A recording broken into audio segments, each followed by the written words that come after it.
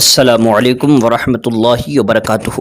میرے پیارے اور عزیز دوستو، آج کا ویڈیو جو میں آپ کے سامنے پیش کرنے والا ہوں یہ بہت ہی اہمیت کا حامل ہے، اور میرے ہر بھائی کو بغور اس ویڈیو کو دیکھنا چاہیے۔ دیکھنے کے بعد اس کو ہر جگہ شیئر ضرور کریں۔ میں اس میں بہت ہی ضروری اور بہت ہی امپورٹنٹ باتیں بتانے والا ہوں۔ دیکھیے، ابھی آپ نے سنا ہوگا کہ وسیم رضوی شیعہ جو کہ رہنے والا ہے لکھنؤ کا، یہ بہت بڑا بدبخت، بہت بڑا ظالم یزید وقت ہے۔ اس سے پہلے بھی اسلام پر بہت زیادہ حملے کیے ہیں، لیکن اس بار جو اس نے حملہ کیا ہے یہ بہت بڑا ہے۔ اس سے پہلے اس نے حضرت عائشہ صدیقہ رضی اللہ تعالی عنہا کی ذات پر بھی حملہ کیا تھا، کہا تھا میں فلم بناؤں گا، اور اس بار اس نے قرآن پاک کی 26 آیتوں کو نکالنے کے لیے ایک رٹ داخل کی ہے سپریم کورٹ کے اندر۔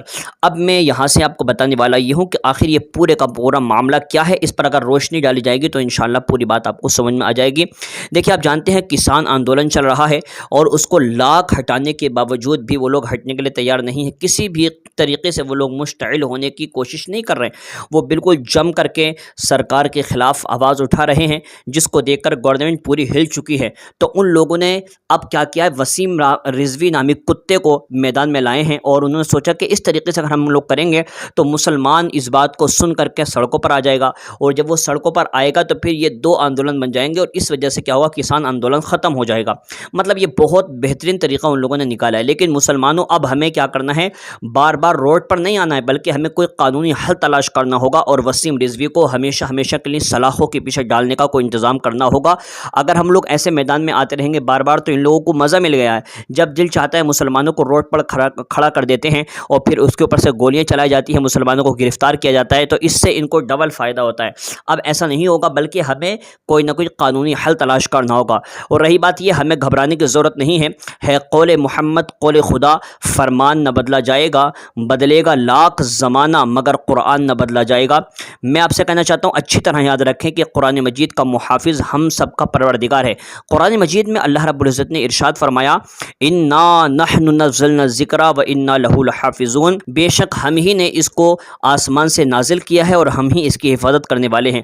وسیم رضوی جیسے بہت سے دشمنان اسلام آئے اور جہنم رسید ہو گئے، مگر قرآن مجید سے 24 آیات تو دور کی بات ایک لفظ نہ مٹا سکے۔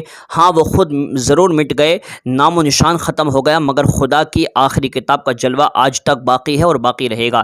مٹ گئے، مٹتے ہیں، مٹ جائیں گے اعداء تیرے، نہ مٹا ہے نہ مٹے گا کبھی چرچا تیرا۔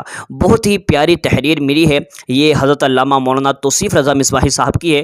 میں خراج عقیدت پیش کرتا ہوں کہ جب بھی کوئی معاملہ ہوتا ہے تو سب سے پہلے آگے بڑھ چڑھ کر حصہ لینے والی ذات حضرت علامہ توصیف رضا مصباحی صاحب کی ہے۔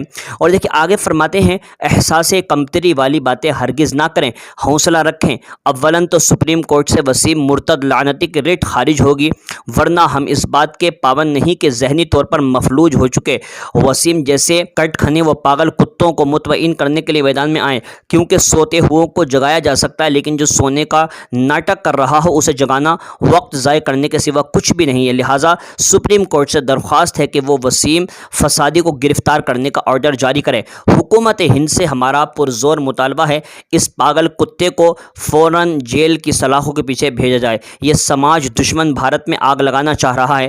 اندازہ یہ بھی لگایا جا رہا ہے کہ وسیم فسادی دجال شیطان کسی غیر ملکی خفیہ ایجنسی کے اشارے پر بھارت میں سول وار کرانا چاہتا ہے۔ لہٰذا بھارت کے تمام دستوری اداروں سے اپیل ہے کہ وہ اس سماج دشمن کی لگام کسے اور اس کے خلاف سخت کارروائی کرے۔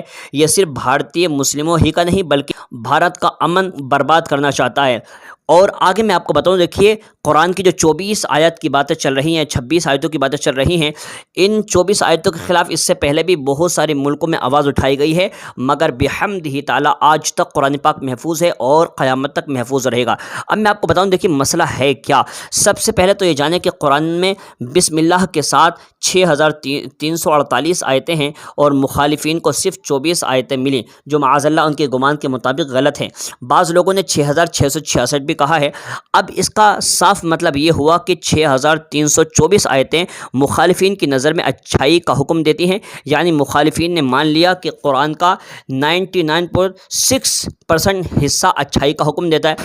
اب رہی 24 آیتیں، ان آیتوں کو مختصر یوں سمجھیں کہ قرآن کریم مکمل ضابطۂ حیات ہے۔ زندگی کے ہر گوشے پر قرآن نے روشنی ڈالی ہے۔ انہی گوشوں میں سے ایک گوشہ جنگ بھی ہے، جسے ہندی زبان میں یدھ اور انگریزی میں وار اور عربی میں جہاد کہتے ہیں۔ اللہ تعالیٰ نے بھی جنگ کے نظام پر روشنی ڈالی ہے، اور سب کو یہ معلوم ہے کہ جنگ کا ایک نظام اور ایک الگ ماحول ہوتا ہے۔ یہ جنگی قانون اسی وقت نافذ ہوتے ہیں جبکہ جنگ کا ماحول ہو۔ مثال کے طور پر ان 24 آیتوں میں یہ بھی ذکر ہے کہ جہاں کافر کو دیکھو تو مار ڈالو۔ اس آیت کو اس مثال سے سمجھیں کہ اگر ہندوستان کی جنگ چائنا سے ہو اور ماحول ایسا آئے کہ حکومت کو یہ آرڈر دینا پڑے کہ جہاں بھی چائنیز کو دیکھو مار ڈالو، تو یہ حکم نہ تو ہر ہندوستانی کے لیے ہوگا اور نہ ہی ہر چائنا والے کو مارا جائے گا، بلکہ یہ حکم صرف ہندوستانی فوجی کے لیے ہے اور چائنا فوجی کو مارنے کے لیے، نہ کہ چائنا کے عوام کو مارنے کے لیے۔ اور یہ حکم اسی وقت تک کے لیے ہے جب تک جنگ ہو رہی ہے۔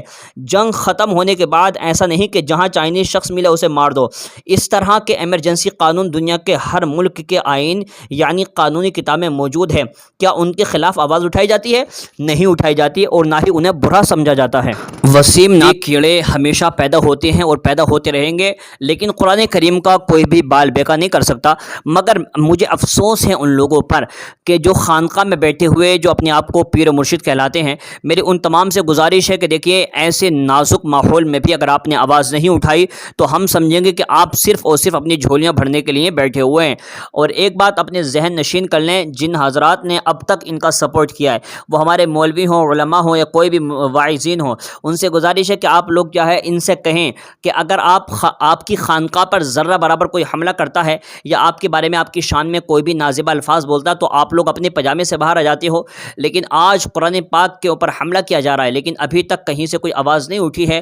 اور اس سے پہلے بھی امہات المؤمنین اور بنات رسول اللہ صلی اللہ علیہ وسلم کے تعلق سے بھی بہت ساری آوازیں اٹھیں، لیکن کوئی بھی خانقاہ اس طریقے سے آواز اٹھانے کے لیے آگے میدان میں نہیں آئی۔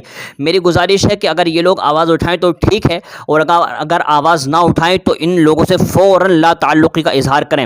ایک بات میں آپ کو اور بتا دوں کہ دیکھیے، مدرسے میں اگر کوئی اسٹوڈنٹ ہوتا ہے، اگر وہ اپنے استاد سے سوال کرتا ہے تو اس کو بہت زیادہ انٹیلیجنٹ اور سمجھدار طالب علم اور اسٹوڈنٹ کہا جاتا ہے، لیکن اگر کوئی مرید اپنے پیر سے سوال کرے تو اس کو گستاخ سمجھا جاتا ہے، اس کو برا بھلا کہا جاتا ہے۔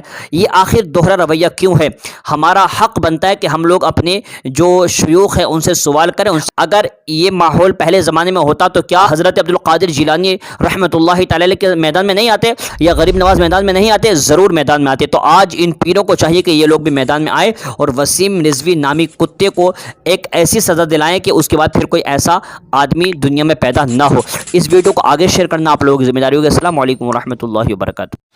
قرآن کے اندر کچھ آیتیں ایسی ہیں جو آتنک کو بڑھاوا دیتی ہیں، وائلنس ٹیچنگ ہم کہیں اس کو ایک طرح سے، وہ قرآن کے اندر اس طرح کی باتیں ہیں، اور بہت اچھی باتیں بھی ہیں جو انسانیت کے لیے ہیں۔ تو اللہ کے میسج دو طرح کے نہیں ہو سکتے۔ تو یہ تین جو خلیفہ تھے، انہوں نے طاقت کا استعمال کرتے ہوئے قرآن کے اندر امینڈمنٹ کر کے اس طرح کی آیتوں کو ڈال کر قرآن شریف کو دنیا کے لیے جاری کیا، اور اسی کا سہارا لے کر پوری دنیا میں آگے بڑھے ہیں طاقت کے دم پر اسلام کو پھیلانے کے لیے۔